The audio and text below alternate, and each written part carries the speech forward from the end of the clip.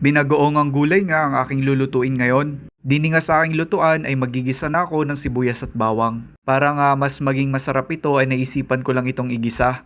Mas masarap kasi yung gulay kapag ginigisa ito. Ihintayin ko nga lang pala maging translucent yung sibuyas at bawang dini. Noong naamoy ko na nga yung bango ng sibuyas at bawang ay naglagay na ako dito ng bagoong. Una ko ngang nailagay dini yung bagoong para magisa ko ito ng konti.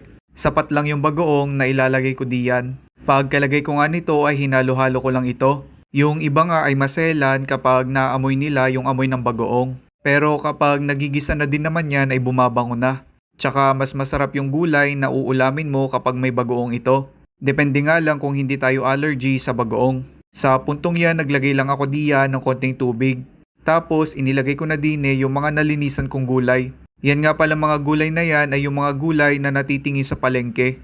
Yan yung mga nagayat-gayat na nakalagay sa plastic.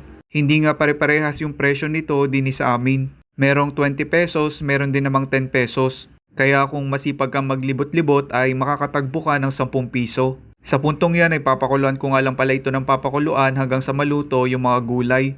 Masarap nga itong kainin kapag mainit pa. At bagay na bagay itong i-partner sa mga pritong isda. Ayan, luto na ang aking binagoong gulay. Kung kayo napapaibig, kayo magluto.